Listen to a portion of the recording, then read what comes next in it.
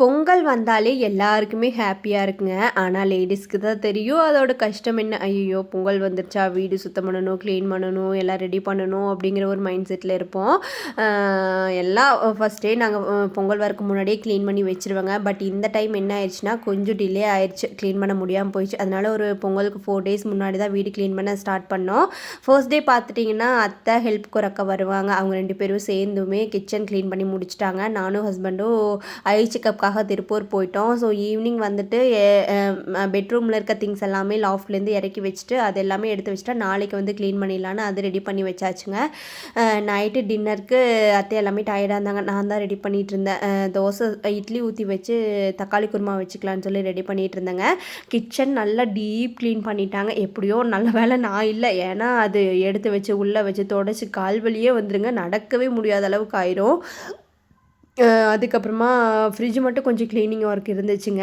தோசை கல்லெல்லாம் நல்லா சுத்தமாக கழுவி வச்சுட்டாங்க. அதனால அதை ரெடி பண்ணணுமில்லங்க. அதுக்கு ஒரு குட் ஐடியா இருக்குது. என்னென்னா ஃபஸ்ட்டு நல்லா ஹீட் பண்ணிக்கோங்க அயன் தவாவை. ஐஸ் கட்டி இருக்குல்லங்க, ஐஸ் கட்டி ஒரு 4 5 போட்டு நல்லா இந்த மாதிரி தேய்ச்சி விட்டுட்டு ஒரு மறுபடியும் 2 டைம் போட்டு அந்த மாதிரி பண்ணிவிட்டு ஸோ ஆனியன் 2ஆக கட் பண்ணி நல்லா தேய்ச்சி விட்டு தோசை ஊற்றி பாருங்கள். ஜம்முன்னு வரும். எந்த கல்லாக இருந்தாலும் புதுக்கல் எல்லாத்துக்குமே இந்த மாதிரி ட்ரை பண்ணி பாருங்கள். சூப்பராக வருங்க.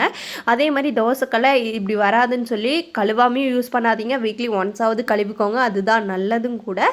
ஸோ குட்டி பேபிக்கு ராகி எல்லாமே ஊற வச்சுட்டு சூப்பராக தக்காளி குருமா இட்லி எல்லாமே ரெடி பண்ணி எடுத்து வச்சாச்சுங்க. இட்லிக்கு தக்காளி குருமா வச்சா கொஞ்சம் நல்லாயிருக்கும். இல்லைன்னா இந்த சட்னி எல்லாமே வச்சா சுத்தமாக சாப்பிட முடியாது. அப்புறம் அண்ணா அண்ணி எல்லோரும் வந்திருந்தாங்க. மோனியெல்லாம் வந்திருந்தா. மோனி வந்துட்டு அவங்க கூடியெல்லாம் ஜாலியாக நாயம் பேசிட்டு ஃபன் பண்ணிகிட்டு இருந்தோம். ஸோ ஸ்கூல் தான் படிச்சுட்டு இருக்காங்க. ஸோ அவங்க கூட நல்லா ஜாலியாக நாயம் பேசிட்டு டீ போடலாம் அப்படின்னு சொல்லி அதுக்கு தான் ரெடி பண்ணிகிட்டு இருந்தேன். அன்னைக்கு தான் க்ளீன் பண்ணிட்டு இருந்தாங்க. சர்க்கரை எல்லாமே கொட்டி சம்பவம் பண்ணி வச்சுட்டேன்.